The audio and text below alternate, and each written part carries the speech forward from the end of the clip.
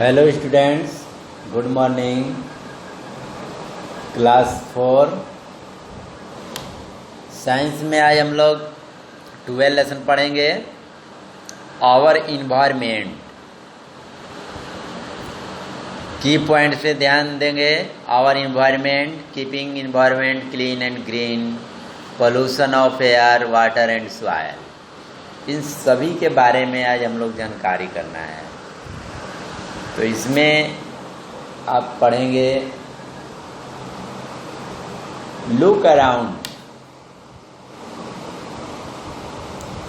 अपने चारों तरफ देखिए। Your surrounding are your environment. आपके चारों तरफ जो भी चीज़ दिखाई देते हैं, पेड़ पौधे, नदियाँ, झील, झरने, पर्वत, पहाड़, ये सभी चीज़ें ये आपका इन्वायरमेंट, इसी को इन्वायरमेंट कहते हैं।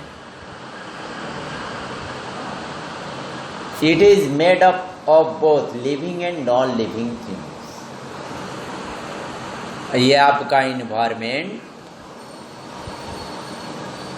दोनों चीज़ों से बना हुआ है, लिविंग थिंग्स और नॉन लिविंग थिंग्स, यानी सजीव वस्तु और निर्जीव वस्तु, सभी चीज़ें हम लोगों को अपने चारों तरफ देख सकते हैं। The living things include flora यानी plants, fauna यानी animals, human beings and microorganisms। तो लिविंग थिंग्स में जैसे में आपको प्लांट्स हैं, जानवर हैं, मानव हैं, माइक्रो ऑर्गेनिज्म छोटे छोटे जीव हैं, ये सभी जो हैं आ जाते हैं। They are the biotic components of the environment। इन सभी को बायोटिक कंपोनेंट्स इन्वायरमेंट का कहा जाता है। Various non living things like, और जो नॉन लिविंग थिंग्स हैं जैसे में soil, air, water are the abiotic component of the environment. तो इस इन्वायरमेंट का अबायोटिक कंपोनेंट्स सॉइल, मिट्टी, हवा, पानी, ये सब हैं। Both the biotic and abiotic components of the environment are interdependent on each other. दोनों बायोटिक कंपोनेंट्स हो या अबायोटिक कंपोनेंट्स,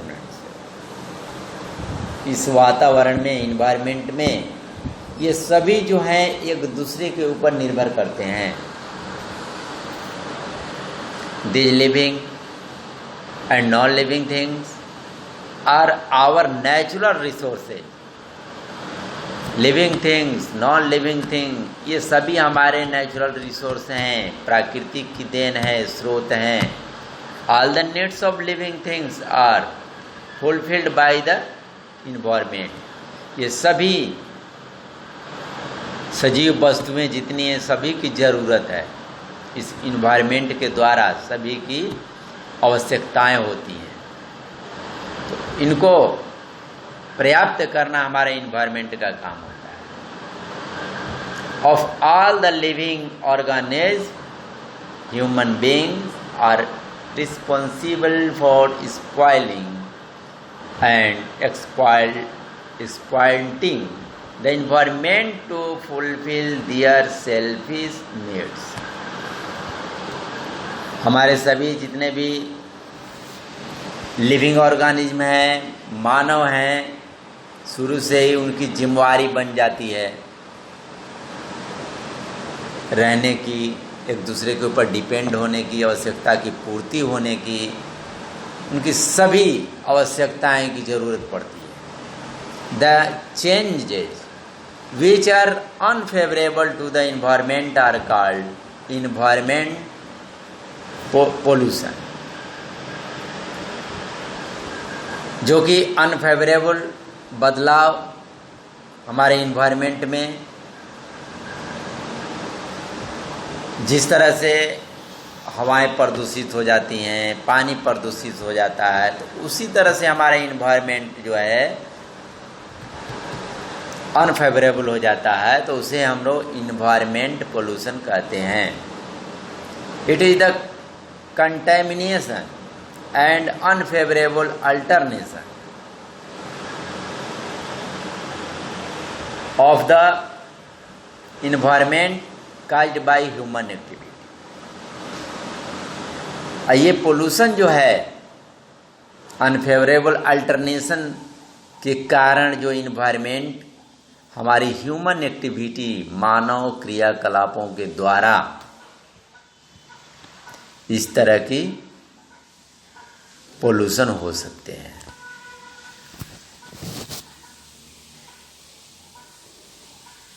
और type of pollution,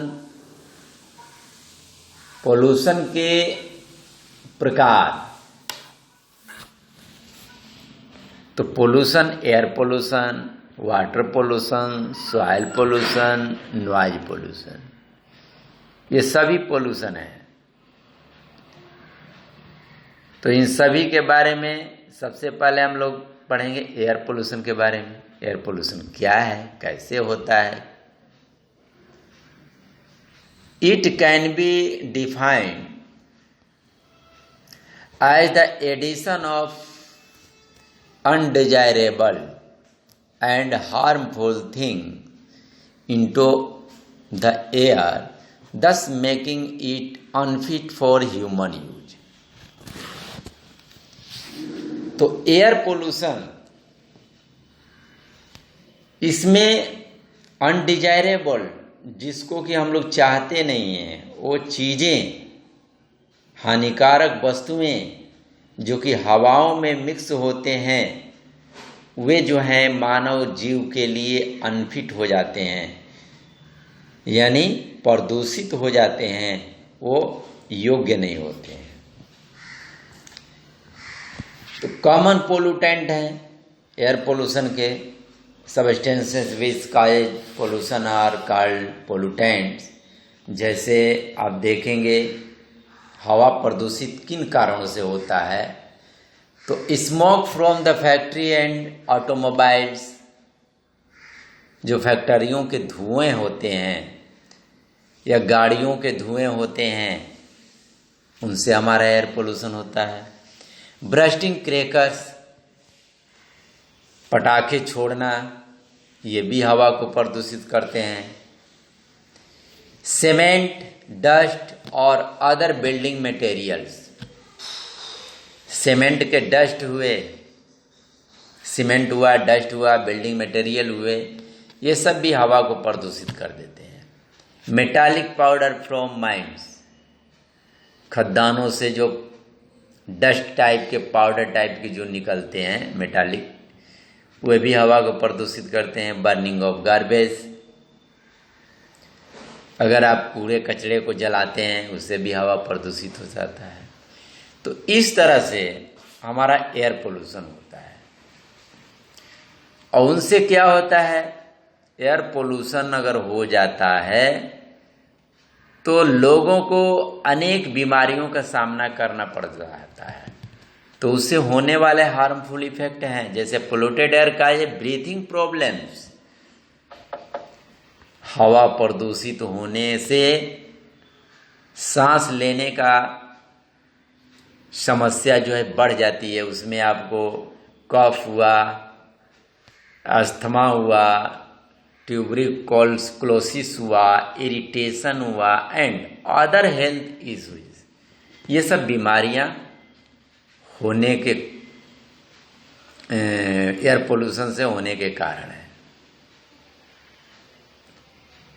the ozone layer is being depleted due to release of CFC, यानी fluorocarbon. The harmful UV rays are now able to reach Earth, causing skin and eye disease। Ozone layer जो कि शुरू से उसी के कारण जो है CFC होता है। द हार्मफुल UV रेज हानिकारक किरणें जो होती हैं, जो कि सूर्य पर नहीं पहुंच पाती हैं, तो उससे क्या होता है, स्किन और आई डिजीज भी हो जाता है।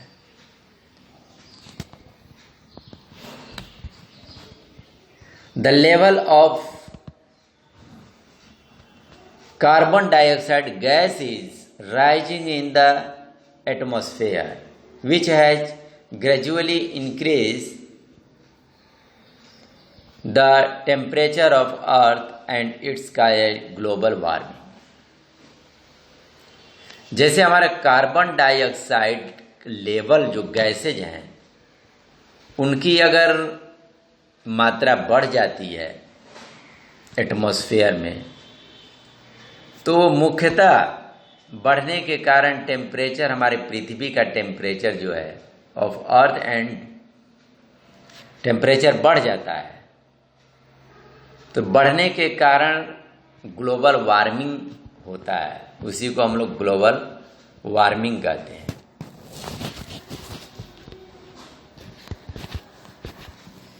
तो आज इस लेसन में 12 लेसन का बस इतना ही तक, और अगला पेज जो है अगले दिन। तब तक के लिए थैंक यू।